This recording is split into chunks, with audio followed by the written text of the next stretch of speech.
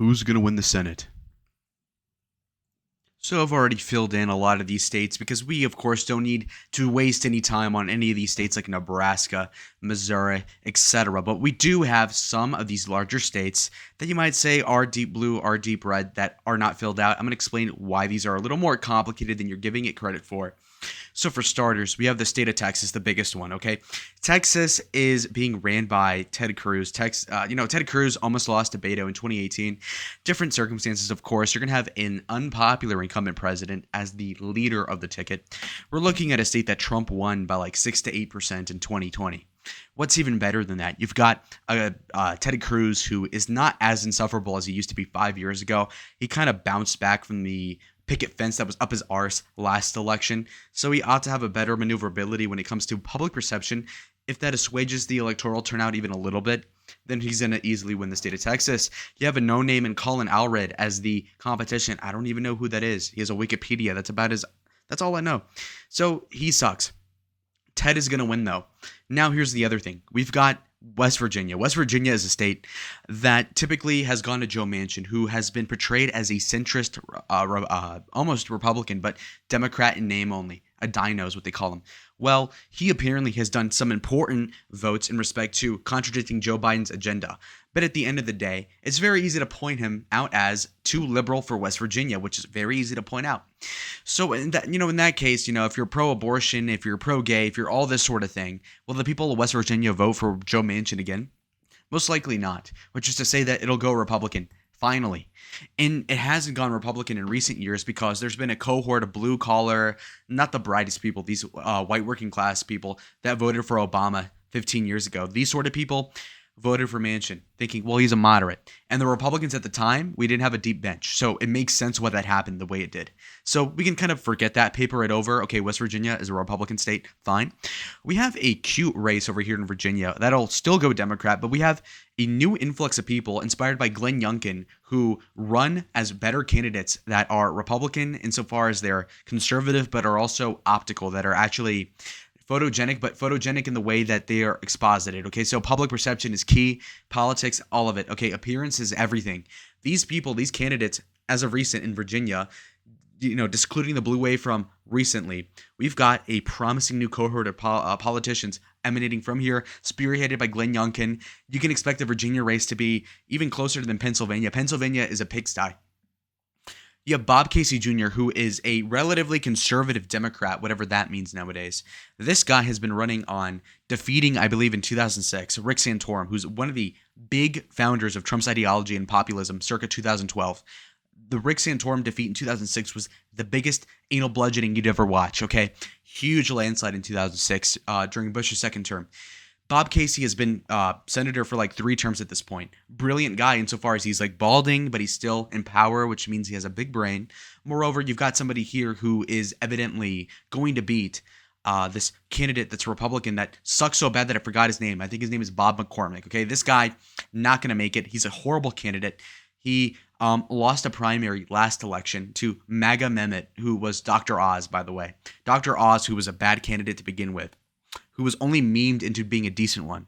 So we've got another factor. Bob McCormick is not liked by Donald Trump. Donald Trump could win Pennsylvania, but it would not carry over Bob McCormick because they hate each other. And that's somewhat of a behind-the-scenes thing, but you could Google it. Probably you'd find out for yourself. So we're putting the state of Pennsylvania, they call it the Keystone State, whatever that means, going blue. Maine, sad. Maine is just generally Democrat, so it doesn't get any more complicated than that. You have Susan Collins and whoever the hell else, another girl in there. Doesn't matter. Elena Kagan? No, that's a Supreme Court justice. Minnesota sucks. Never trust in Minnesota. They're never going to get it right. They're going blue. No need to explain. We've got another state. This is going to be Florida. Florida has been somewhat of a contentious thing in yesteryear. 20 years ago, this would have been the whole bee's knees of the election. Back in your era of Stephen Nelson, in your era of George Bush, now we're talking about a candidate in Marco Rubio, I believe, who little Marco did fantastic. No, it's not even him. It's fucking the bald guy. What's his name? Rick Scott. Okay, this guy is the king of barely winning elections. He barely won the gubernatorial race in 2010, 2014, ran for Senate in 2018, barely beat Stephen Nelson's carcass. Now his bald ass Skeletor Crypt Keeper is now going to run for Senate a second time. This time he'll probably win by like 5 to 8%.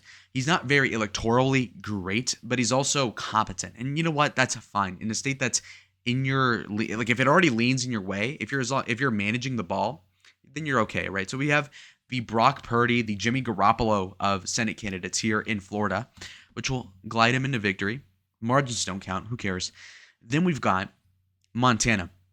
This is somewhat of a complicated thing because we have Steve Daines, I believe, who's the Republican candidate, and then you've got Steve Bullock, who it's a great name. It's like a rancher name, Steve Bullock with the oxen. And this guy's over here, and he's the conservative Democrat governor. Now we have John Tester, who's the actual incumbent candidate. Okay, I confused the two people. All right, John Tester, kind of buzz cut. This white guy, he typically does better than average because he has this conservative record as exposited by who in the media? I don't know. If you look at his voting record, has there been any vote where he's voted conservative? I can't think of a single one that actually counted. So if that's the case, then it's going to be very obvious in a state that's going to vote Trump by like 20%. Like, hey guys, this guy's anti-Trump. Okay, very simple sell here. So Republican state all the way. You've got another race here in Ohio, which is going to go red for the first time in a while. This has been a long time coming. The reason why I say this is because Ohio has been Republican for several years. Now, the thing is the stickling factor is Sherrod Brown. Sherrod Brown is the incumbent Democrat. This guy is literally like Elizabeth Warren, but like a man. And so it's not as viscerally annoying as Elizabeth Warren sort of whining. But he is like this Medicare for all sort of person. He just is kind of boring. Kind of like, think about Bernie Sanders if he had some of the nuts on his fucking head screwed on straight. And so he's not very conservative at all as a Democrat. It's going to be very clear that as long as the Republican candidate doesn't suck arse, that should be a Republican W if Trump wins the state by like 10, which he probably will. All right. The next state I wanted to talk about was Wisconsin. Now that we're getting close to Canada, that sort of accent plays a part, eh? So we have this going Democrat, believe it or not. So we have Tammy Baldwin, who, believe it or not, is still less unpopular than Joe Biden. So the state's already a 50-50 proposition, to be completely clear. So already it's somewhat of a toss-up. But if you look at the people that are running here, the Republican slate is not looking sexy at even a little bit, like at all. When you're looking at it, you're looking at a situation in which one can say confidently that whoever's running there ought to be like a Bob McCormick in Pennsylvania, but just not as awful, obviously. So if that's the case, then you're not going to win the state at all. And what's better is that, you know, typically the sort of person that would win here is if ideally you'd have Mike Johnson or whatever the guy's name, Ron Johnson, but that's not on the card. That's not in the cards anymore. So now Wisconsin's going to go blue. I mean, if we had a better candidate that could go red, but it's not. Then you have Michigan, where it's just a clear W for the Democrats. This is just bad. Michigan's kind of low-key slipping away. It seemed to me, if you look at the great trajectory of Michigan, that 2016 going for Trump was just kind of a blip, honestly. It was somewhat of a mirage. If you've seen any election since then, it's been pretty disadvantageous for the Republicans as the suburban trend has been pretty vivaciously being a proponent for Democratic expansion in their margins in a lot of these places, Oakland County, etc. Also, you have to consider that James Craig, I believe, is the guy who's running now, another black guy compared to the other guy. I think his name was John James or something. This other black guy, again, lost 2018 to Debbie Stabenow. Debbie Stabenow is going to stab the Republican heart again with a blade of electoral vindication for themselves. I mean, it's just kind of pathetic, eh? So Michigan's gone. You're done. We're talking about the state of Nevada. Nevada is going to go Republican. Now, the entire state of Nevada is angling itself in this sort of Dana White sort of reincarnation, where instead of being this sort of like cosmopolitan city ascend, it's more of a frat house. That's the sort of electoral vibe I'm telling you about. So the suburbs are not that bad. The suburbs are full of people that are escaping California, but of the conservative variety. And so Henderson County and these other places, these suburbs, aren't as bad as you would typically expect. What's even better than that is that Las Vegas, in and of itself, the metropolis that it is, which is not that big, this city is not that Democrat, all things considered. Once you get beyond the strip, it's actually pretty conservative if you go there. Another part that I wanted to expound upon is that the Latino vote is triangulating to be more conservative on issues of social variety and stuff like this. One better than that, you have the unions that are actually materializing to be more pro-populist sort of messaging, which is an anathema to Joe Biden, but instead is a boon to somebody like Trump and whoever runs on a Trumpian sort of slate. Again, last election, you had the guy who ran last time. He got pretty close. Adam Laxalt, a great name.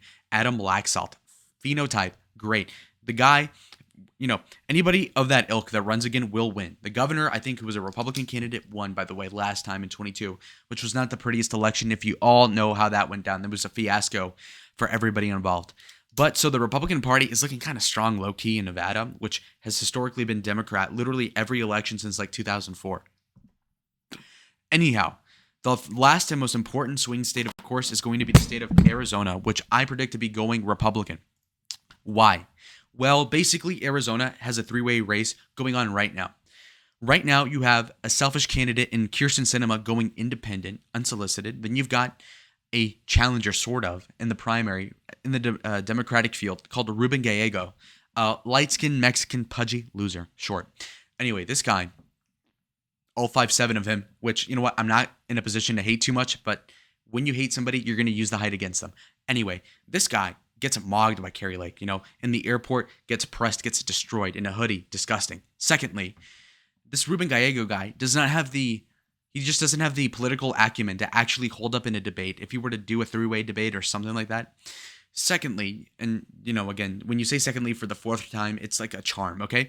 With this point being made, Kyrsten Sinema is not that appealing because she just kind of looks like a dick. Why go independent when you could go Democrat? Again, you're from that party. What's going on? It's odd. What's one better is that obviously Kyrsten Sinema is more liberal than she is center, which means that basically what you're doing is you're getting 40% of the state that is Republican. You're getting 40% of the state that's Democrat, then 20% that is independent, which is mostly Sinema.